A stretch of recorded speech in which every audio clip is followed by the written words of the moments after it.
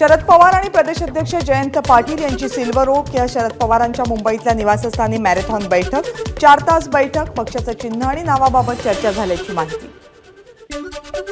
केंद्रीय मंत्री नारायण राणे आणि मुख्यमंत्री एकनाथ शिंदेंची भेट, दोघांमध्ये बंद दाराआड चर्चा, लोकसभा निवडणुकीच्या पार्श्वभूमीवर भेटीला महत्त्व।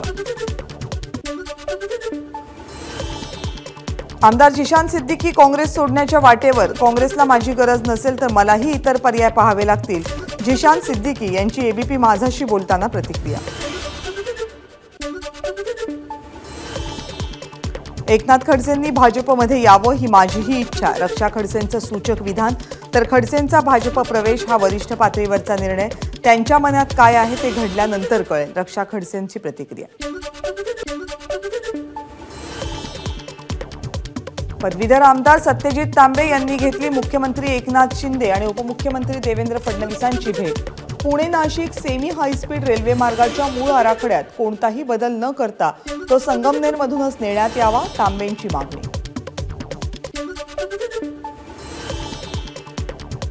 जेपी नड्डा यांनी कार्यकर्त्यांना साधेपणानं वागायला सांगितलं, म्हणजे मोदींप्रमाणे गरिबीचं ढोंग करा असं सांगितलंय। मोदींचे सगळे मित्र कोट्यधीश आहेत, संजय राऊतांची जेपी नड्डा यांच्या वक्तव्यावर प्रतिक्रिया। संजय राऊत कोणत्या 50 एकर जमिनीबद्दल बोलतायत हे त्यांनी सांगावं, माझ्यावरील आरोप सिद्ध करून दाखवले तर राजकारणातून संन्यास घेईल, महसूल मंत्री राधाकृष्ण विखे पाटील यांचं राऊतांना आव्हान।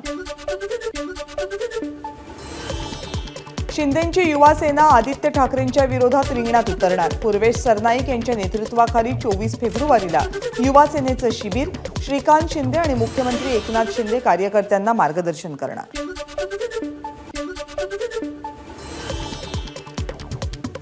स्वातंत्र्यवीर सावरकरांना भारतरत्न देण्याची कुटुंबियांची मागणी कधीही नव्हती, हिंदू हृदय सम्राट आणि स्वातंत्र्यवीर या 2 पदव्याच त्यांच्यासाठी खूप मोठ्या आहेत, नड्डांच्या भेटीनंतर रणजित सावरकर यांचं वक्तव्य। राजन साळवींच्या कुटुंबियांना हायकोर्टाचा अंतरिम दिलासा, 2 एप्रिलपर्यंत कोणतीही कठोर कारवाई न करण्याचे हायकोर्टाचे निर्देश।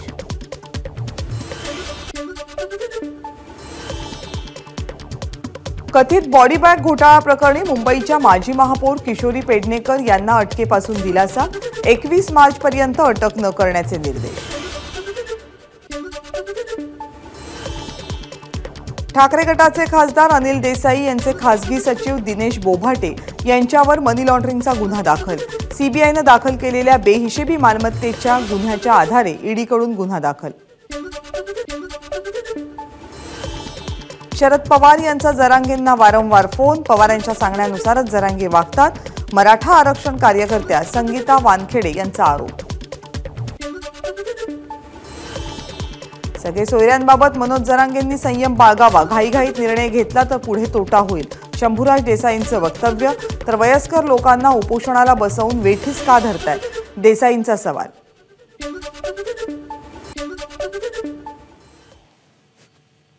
यानंतर पाहूयात विदर्भ सुपरफास्ट। अमित शहांसोबत झालेल्या बैठकीमध्ये 2.5 वर्ष मुख्यमंत्री पदाचा फॉर्म्युला ठरला होता, शब्द भाजपनं मोडला, मी नाही, उद्धव ठाकरेंचा भाजपवर हल्लाबोल।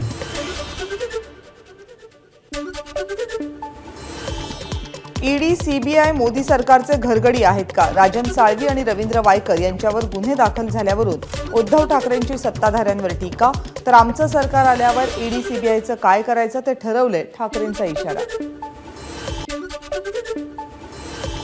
राष्ट्रसंत तुकडोजी महाराज नागपूर विद्यापीठाचे कुलगुरू डॉक्टर सुभाष चौधरी यांचं निलंबन, सुभाष चौधरींनी केलेल्या भ्रष्टाचाराची सीआयडी चौकशी व्हावी, सिनेट सदस्यांची मागणी।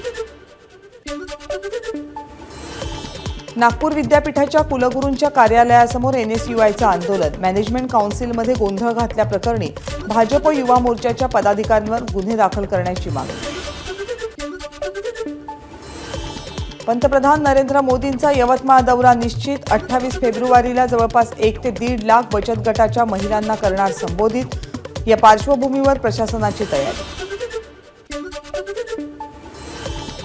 कृषी पंपांना 12 तास वीज पुरवठा करण्याच्या मागणीसाठी गोंदियामध्ये शेतकरी आक्रमक, राष्ट्रीय महामार्ग 6 वर शेतकऱ्यांचा रास्ता रोको।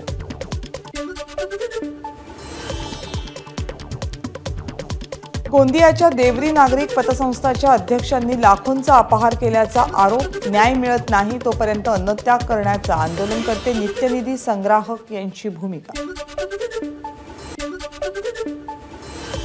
यवतमाळ जिल्ह्यातील इजणी ते हिवरा रस्त्याची दुरवस्था. अनेक वेळा तक्रार करूनही दखल न घेतल्यानं गावकरी संतप्त. नागपूर तुळजापूर महामार्गावर नागरिकांचा रास्ता रोको. चंद्रपूरच्या लोणी गावात जन्मदात्या आई वडिलांवर मुलाचा जीवघेणा हल्ला. कुऱ्हाडीचे वार करत जीवे मारण्याचा प्रयत्न. घटनेत मनोज सातपुतेच्या आईचा जागीच मृत्यू. वडिलांची प्रकृती चिंताजनक.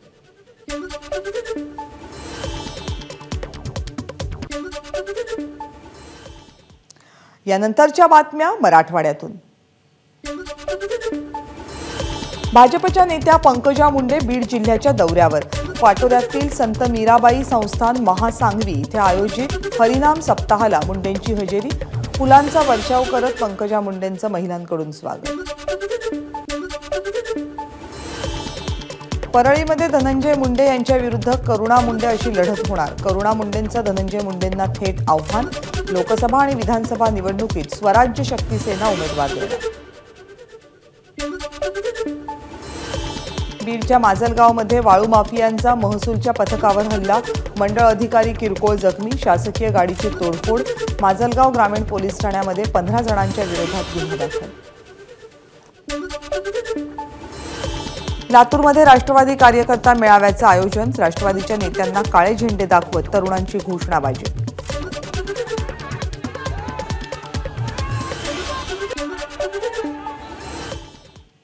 यानंतरच्या बातम्या पश्चिम महाराष्ट्रातून. पुण्यातील आंतरराष्ट्रीय ड्रग्ज रॅकेटचा मास्टरमाइंड मूळचा पंजाबमधला. कारागृहात शिक्षा भोगत असताना मास्टरमाइंडची वैभव माने आणि हैदर शेख याच्याशी ओळख. या ड्रग्ज प्रकरणाला तिथूनच सुरुवात झाल्याची माहिती. पुणे आंतरराष्ट्रीय ड्रग्ज प्रकरणात धक्कादायक माहिती समोर. मेफेट्रॉनच्या तस्करांनी ठेवलेले कोडवर्ड्स उघड. माघी यात्रेनिमित्त भरलेल्या जनावरांच्या बाजाराला दुष्काळाचे चटके. यावर्षी पाऊस कमी झाल्यामुळे जनावरांना खाऊ घालायला चारा पाणी नाही. तातडीनं चारा छावण्या सुरू करण्याची मागणी.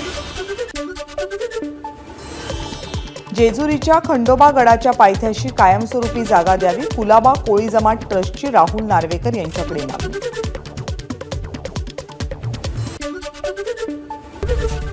एबीपी माझा, उघडा डोळे बघा नीट.